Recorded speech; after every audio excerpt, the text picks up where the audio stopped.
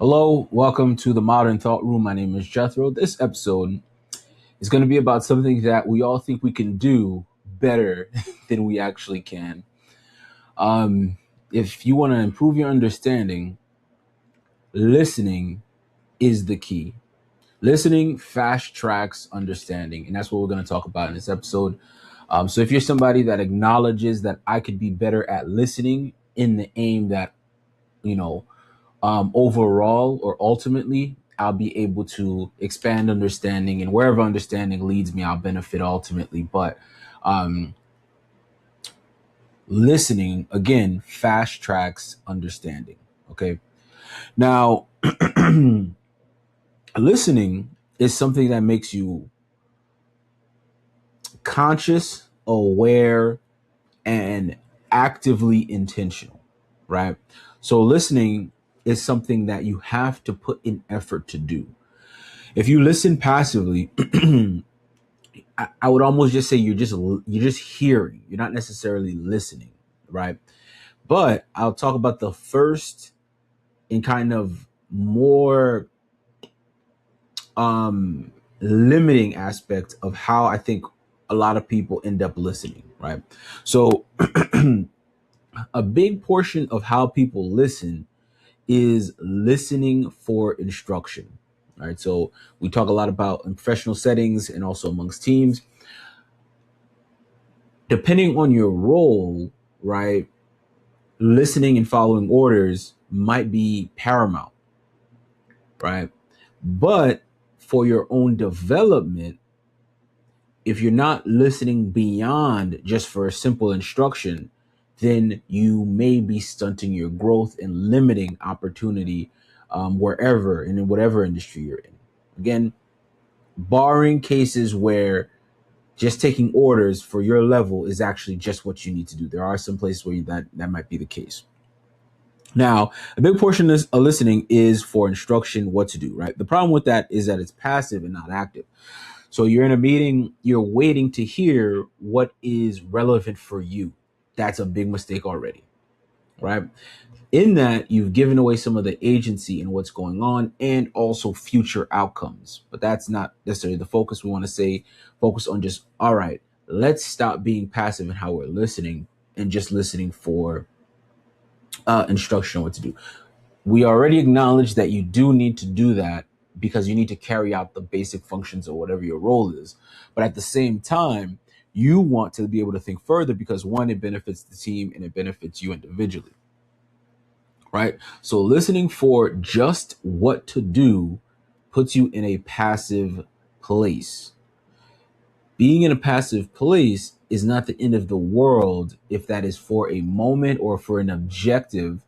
But when it becomes a habitual thing, every day you're showing up for meetings, every day you're showing up for collaborative efforts, and you are falling into a passive role, that's a problem, right? And the thing is, you may not even necessarily realize that you're doing this. And again, I say this a couple of times, and I may end up repeating this over and over, is that the speed at which we're doing things and that there's demand on you to do and to be doing ends up putting you in this like twilight zone type of mode where you will actually need to take a full step back in order to begin thinking. Like if you don't do that, or if you don't have a moment or somebody doesn't kind of pull you aside and say, hey, I know you just did this, but we are actually expecting you to do a bit more, right? And then that can be kind of embarrassing, but it all stemmed from you lost track of what it meant to be engaged, focused, active, present, and accidentally just started listening for instruction, for what to do, for direction. Right now, not everybody's working in a place that they like. Not everybody's in a field that they want to be in, but that's where you are currently, and you need to be able to maximize that opportunity. Why? Because we don't believe things are for waste. We don't believe experiences are for waste. We do believe that all things can be used for our ultimate good. We do believe that, right? So When you're just listening for instruction, the problem is that you're passive and not active, right? When you're active, you then begin to participate in what's going on, and you regain a sort of agency, not only in just the collective effort, but also in your own life, right? So when you're listening to stuff that's going on and you just say, hey, I'm going to stop just listening for them to tell me what to do. I'm now going to start listening for other agendas. It could be my agendas. It could be agendas of other folks that are participating. It could be the business's agendas. But now I'm actively looking forward, and I'm not just stuck kind of thinking, all right, when they give me what I need to execute on, I'm going to execute on that. And then they'll be happy. They'll be satisfied. I'll be okay. And we'll move on. That is limiting in this modern day. That's not a good way to think. Right? That's not a good way to think. And one of the key things, again, it's a external force. It's a pressure. Demand on you can make you, like, I don't want to say reluctant to think, but hesitant to spend time thinking, right? And to spend time thinking, it kind of feels like you need to slow down. You might not be able to meet the demand that's present, but you need to find a way so that you can regain some of that agency so that you're on the front foot. Moral of the story is usually going to be regain your agency to be on the front foot based on making adjustments to how you think. But in this episode, what we're talking about is listening, and for you to stop passively listening and to listen more intently with purpose and with some type of energy. I use the word energy there, but that's not the word I wanted to use. So once you make that switch, right, now you can kind of begin listening for things that meet bigger and broader objectives, right? And depending on how you are strategizing for your future, for your well being, for your family, for your friends, for those associated with you, those you have ties to, allegiances, the full spectrum, now you can start to see more clearly what people mean by, yes, I had these difficulties, but I was able to add them up to benefit me in this ultimate way. And how does that link back to listening? Because when you're listening is, if you're doing it on purpose, right? If you're not just accidentally listening and effectively just hearing, if you're listening, you are able to scope, assess, and project a lot, a lot, right? Just by listening closely, right? Now, the information that you gain by listening, you can then go and compartmentalize it for however you need to use it, whatever the circumstance is. I'll use a sinister example first. Sinister example, you're having a conversation, you phase out, this is a social conversation, you phase out, there's some gossip that starts, you're not really paying attention because you're waiting for, if somebody asks you a question, then you might, throw your 2 cents in the ring. Maybe somebody might ask you to go do something, blah, blah, blah, right? So you're not really following the story and the developments and how people are talking about whatever scandalous thing they're talking about, right? But what's different is when you start listening. When you start listening, there's consequences. You start listening to people that are gossiping and telling stuff that they don't necessarily need to tell, or might still accidentally benefit you from hearing. Now you start forming opinions about people. You start changing your disposition about people or towards people. You start thinking about or mapping out things that are further down the road. You caught wind of something and now you're like, maybe this person might not be the person for me to go and associate with in the way that I thought I could. Now you are, mapping out things into the future that you're going to make different decisions about, right? So that's just like a social aspect. Now, you think about it professionally. They're asking you to go and sort some data, analyze some data, right? Or they're asking you to write a brief report. They're asking you to take notes. They're asking you to make some calls, connect with some vendors. They're asking you to do effectively a rudimentary task. If on that day, and if it's been a series of days like this where you're just like, I'll just do this, and then I'm looking at 5 o'clock, you constantly looking like, when is 5 o'clock coming? When is my lunch break coming?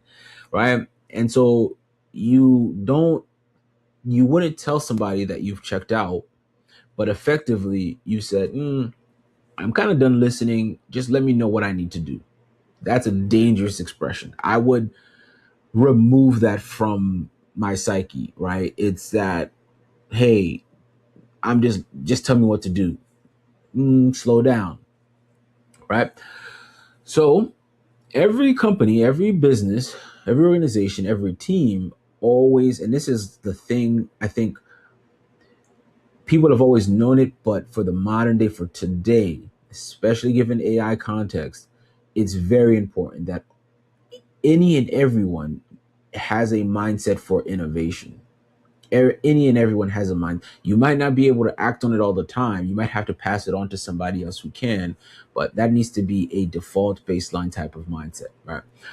So now, instead of just listening for what task you're being told to do, you now are saying, okay, now I'm going to start piecing together what's going on and listening to motives, listening to conflicts, listening to personal idiosyncrasies, listening to things that are slip ups, things that might have not been needed to be said. And what I'm doing in doing that is now I'm looking for where opportunity is. Because again, the whole goal about making this switch to be more active with listening is to be able to identify opportunity for you to make an impact. And the impact might be you pulling up alongside of a colleague and encouraging them based on, you know, subliminal shots that were thrown at them or arrows that were fired at them in the call.